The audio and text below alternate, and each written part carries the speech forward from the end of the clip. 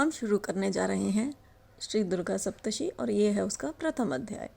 प्रथम चरित्र के ब्रह्मा ऋषि, महाकाली देवता, गायत्री छंद, नंदा शक्ति, रक्तदंतिका बीज, अग्नि तत्व और ऋग्वेद स्वरूप हैं। श्री महाकाली देवता की प्रसन्नता के लिए प्रथम चरित्र के जप में विनियोग किया जाता है। भगवान विष्णु के सो जाने पर मधु और कैटम को मारने के लिए कमल जन्मा ब्रह्मा जी ने जिनका सत्वन किया था, उन महाकाली देवी का मैं सेवन करती हूँ। वे अपने 10 हाथों में खड्ग, चक्र, गदा, बाण, धनुष, परेग, शूल, भुशुंडी, मस्तक और शंख धारण करती हैं। उनके 3 नेत्र हैं। वे समस्त अंगों में दिव्य आभूषणों से विभूषित हैं। उनके शरीर की कांति नीलमणि के समान है तथा वे 10 मुख और 10 पैरों से युक्त हैं। मार्कंडेय जी बोले, सूर्य के पुत्र सवर्णी जो 8वें मनु कहे जाते हैं, उनकी उत्पत्ति की कथा विस्तार पूर्वक कहता हूँ, सुनो।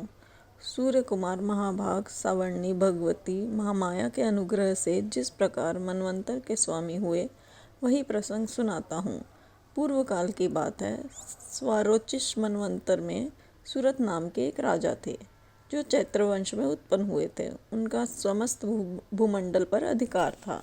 वे प्रजा का अपने और पुत्रों की भांति धर्म पूर्वक पालन करते थे। तो भी उस समय कोल विंध्यवासी नाम के क्षत्रिय उनके शत्रु हो गए। राजा सूरत की दंड नीति बड़ी प्रबल थी। उनका शत्रुओं के साथ संग्राम हुआ। यद्यपि कोला विंध्यवासी संख्या में कम थे, तो भी राजा सूरत युद्ध में उनसे परास्त हो गए। तब वे युद्ध भूमि से अपने नगर को लौट आए और केवल अपने देश के राजा होकर रहने लगे। समूची पृथ्वी से अब उनका अधिकार जाता रहा, किंतु वहाँ भी उन प्रबल शत्रुओं ने उस समय महाभाग राजा सूरत पर आक्रमण कर दिया। राजा का बल क्षीण हो चला था, इसलिए उनके दुष्ट, बलवान एवं दुरात्मा मंत्रियों ने वहाँ उनकी राजधानी में भी राजकीय सेना और खजानों को हथिया लिया। सूरत का प्रभुत्व नष्ट हो चुका था, इसलिए वे शिकार खेलने के बहाने घोड़े पर सवार हो वहाँ से अकेले ही एक घने जंगल में चले गए। वहाँ उन्होंने विप्रवर मेधा मुनि का आश्रम देखा, जहाँ कितने ही हिंसक जीव अपनी स्वाभाविक हिंसा वृत्ति छोड़कर परम शांत भाव से रहते थे। मुनि के बहुत से शिष्य उस वन की शोभा बढ़ा रहे थे। वहाँ जाने पर मुनि ने उनका सत्कार किया और वे मुनि श्रेष्ठ के आश्रम पर इधर उधर विचरते हुए कुछ काल तक रहे। फिर ममता से आकृष्ट चित्त होकर वहाँ इस प्रकार चिंता करने लगे, पूर्व काल में मेरे पूर्वजों ने जिसका पालन किया था, वही नगर आज मुझसे रहित है। पता नहीं मेरे दुराचारी भृत्यगण उसकी धर्म पूर्वक रक्षा करते हैं या नहीं। जो सदा मद की वर्षा करने वाला और शूरवीर था, वो मेरा प्रधान हाथी अब शत्रुओं के अधीन होकर न जाने कितने भोगों को भोगता होगा। जो लोग मेरी कृपा, धन और भोजन पाने से सदा मेरे पीछे पीछे चलते थे, वे निश्चय ही अब दूसरे राजाओं का अनुसरण करते होंगे। उन अपव्ययी लोगों के द्वारा सदा खर्च होते रहने के कारण अत्यंत कष्ट से जमा किया हुआ मेरा वह खजाना खाली हो जाएगा। ये तथा और भी कई बातें राजा सूरत निरंतर सोचते रहते थे। एक दिन उन्होंने वहाँ विप्रवर मेधा के आश्रम के निकट एक वैश्य को देखा और उससे पूछा, भाई तुम कौन हो और यहाँ तुम्हारे आने का क्या कारण है? तुम क्यों शोकग्रस्त हो और अनमने से दिखाई देते हो? राजा सूरत का यह प्रेम पूर्वक कहा हुआ वचन सुनकर वैश्य ने विनीत भाव से उन्हें प्रणाम करके कहा। वैश्य बोला, राजन, मैं धनियों के कुल में उत्पन्न एक वैश्य हूँ। मेरा नाम समाधि है। मेरे दुष्ट स्त्री पुत्रों ने धन के लोभ से मुझे घर से बाहर निकाल दिया। मैं इस समय धन, स्त्री और पुत्रों से वंचित हूँ। मेरे विश्वसनीय बंधुओं ने मेरा ही धन लेकर मुझे दूर कर दिया है, इसलिए दुखी होकर मैं वन में चला आया हूँ। यहाँ रहकर मैं इस बात को नहीं जानता कि मेरे पुत्रों की, स्त्री की और स्वजनों की कुशल है या नहीं। इस समय घर में वे कुशल से रहते हैं अथवा उन्हें कोई कष्ट है? वे मेरे पुत्र कैसे हैं? क्या वे सदाचारी हैं अथवा दुराचारी हो गए हैं? राजा ने पूछा, जिन लोभी स्त्री पुत्र आदि ने धन के कारण तुम्हें घर से निकाल दिया, उनके प्रति तुम्हारे चित्त में इतना स्नेह का बंधन क्यों है? वैश्य बोला, आप मेरे विषय में जैसी बात कहते हैं यह सब ठीक है, किंतु क्या करूं, मेरा मन निष्ठुरता नहीं धारण करता। जिन्होंने धन के लोभ में पड़कर पिता के प्रति स्नेह, पति के प्रति प्रेम तथा आत्मीयजन के प्रति अनुराग को तिलांजलि दे मुझे घर से निकाल दिया। उन्हीं के प्रति मेरे हृदय में इतना स्नेह की है। महामते, गुणहीन बंधुओं के प्रति भी मेरा चित्त इस प्रकार प्रेम मगन हो रहा है। यह क्या है, इस बात को मैं जानकर भी नहीं जान पाता। उनके लिए मैं लंबी सांसें ले रहा हूँ और मेरा हृदय अत्यंत दुखित हो रहा है। उन लोगों में प्रेम का सर्वथा अभाव है, तो भी उनके प्रति मेरा मन निष्ठुर नहीं हो पाता। इसलिए क्या करूँ? मार्कंडेय जी कहते हैं, ब्राह्मण, तदंतर राजाओं में श्रेष्ठ सुरत और यह समाधि नामक वैश्य दोनों साथ साथ मेधा मुनि की सेवाओं में उपस्थित हुए और उनके साथ यथा योग्य न्यायानुकूल विनयपूर्ण बर्ताव करके बैठे। तत्पश्चात वैश्य और राजा ने कुछ वार्तालाप आरंभ किया। राजा ने कहा, भगवान, मैं आपसे एक बात पूछना चाहता हूँ, उसे बताइए। मेरा चित्त अपने अधीन न होने के कारण यह बात मेरे मन को बहुत दुखती है। जो राज्य मेरे हाथ से चला गया उसमें और उसके संपूर्ण अंगों में मेरी ममता बनी हुई है।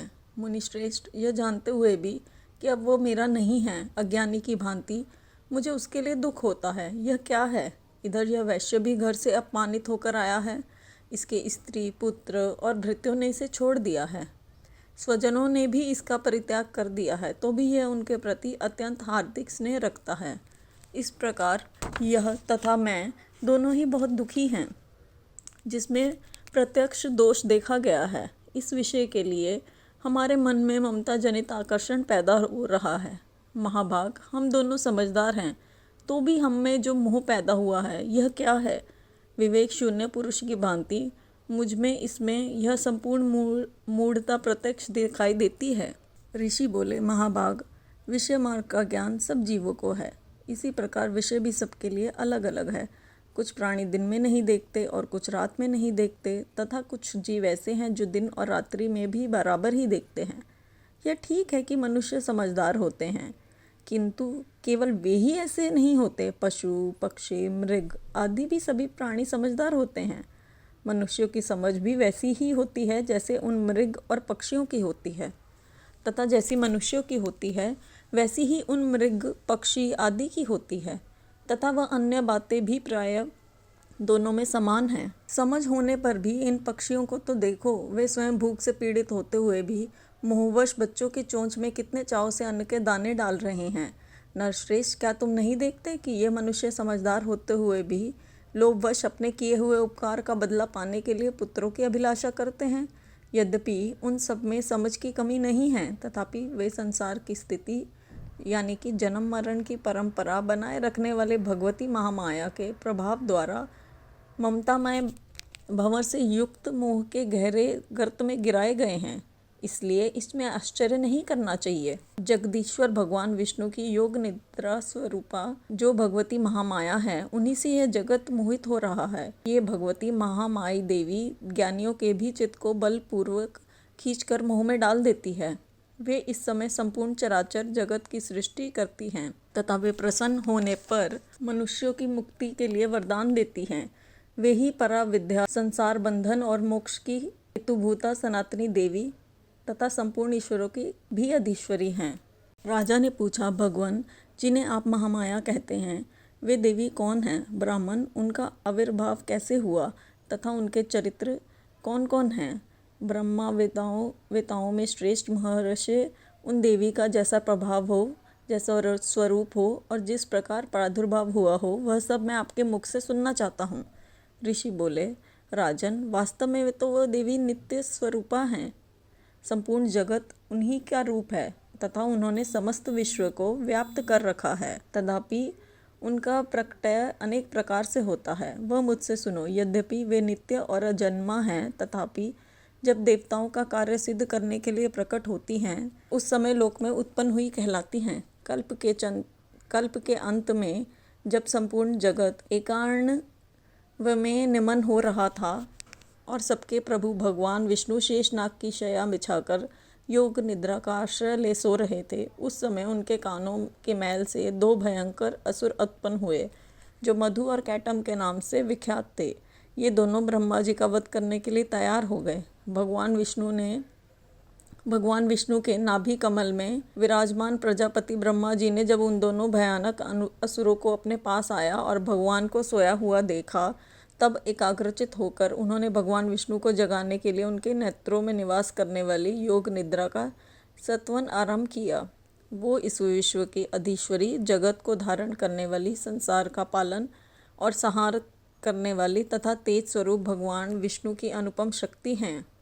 उन्हीं भगवती निद्रा देवी की भगवान ब्रह्मा स्तुति करने लगे। ब्रह्मा जी ने कहा, देवी तुम ही स्वाहा, तुम ही स्वधा और तुम ही वष्टकार हो। स्वर भी तुम्हारे ही स्वरूप हैं। तुम ही जीवनदायिनी सुधा हो। नित्य अक्षर प्रणव में आकार, उकार, मकार इन तीनों मात्राओं के रूप में तुम ही स्थित हो तथा इन तीनों मात्राओं के अतिरिक्त जो बिंदु रूपा नित्य अर्ध मात्रा है, जिसका विशेष रूप से उच्चारण नहीं किया जा सकता, वह भी तुम ही हो। देवी तुम ही संध्या, सावित्री तथा परम जननी हो। देवी तुम इस विश्व ब्रह्मांड को धारण करती हो। तुमसे ही इस जगत की सृष्टि होती है, तुम ही से इसका पालन होता है और सदा तुम ही कल्प के अंत में सबको अपना ग्रास बना लेती हो। जगन्मयी देवी, इस जगत की उत्पत्ति के समय तुम सृष्टि रूपा हो, पालन काल में स्थितित रूपा हो या कल्पांत के समय संहार रूप धारण करने वाली हो। तुम ही महाविद्या, महामाया, महामेधा, महास्मृति, महामोह रूपा, महादेवी और महासुरी हो। तुम ही तीनों गुणों को उत्पन्न करने वाली सबकी प्रकृति हो। भयंकर कालरात्रि, महारात्रि और मोहरात्रि भी तुम ही हो। तुम ही श्री, तुम ही ईश्वरी, तुम ही और तुम ही बोध स्वरूपा बुद्धि हो। लज्जा, पुष्टि, तुष्टि, शांति और क्षमा भी तुम ही हो। तुम खड्ग धारिणी, शूल धारिणी, घोर रूपा तथा गदा, चक्र, शंख और धनुष धारण करने वाली हो। बाण, भुशुंडी और परेग ये भी तुम्हारे अस्त्र हैं। तुम सौम्य और सौम्यतर हो। इतना ही नहीं, जितने भी सौम्य एवं सुंदर पदार्थ हैं, उन सब की अपेक्षा तुम अत्यधिक सुंदरी हो। पर और अपर सबसे परे रहने वाली परमेश्वरी तुम ही हो। सर्वस्वरूपे देवी, कहीं भी सत असत रूप जो कुछ वस्तुएं हैं और उन सब की जो शक्ति है वह तुम ही हो। ऐसी अवस्था में तुम्हारी स्तुति क्या हो सकती है? जो इस जगत की सृष्टि, पालन और संहार करते हैं, उन भगवान को भी जब तुमने निद्रा के अधीन कर दिया, तब तुम्हारी स्तुति करने में यहाँ कौन समर्थ हो सकता है? मुझको, भगवान शंकर को तथा भगवान विष्णु को भी तुमने ही शरीर धारण कराया है, अतः तुम्हारी स्तुति करने की शक्ति किसमें है? देवी, तुम तो अपने इन उदार प्रभावों से ही प्रशंसित हो। ये जो दोनों दुर्धर्ष असुर मधु और कैटम्ब हैं, इनको मुंह में डाल दो और जगदीश्वर भगवान विष्णु को शीघ्र ही जगा दो। साथ ही इनके भीतर इन दोनों महान असुरों को मार डालने की बुद्धि उत्पन्न कर दो।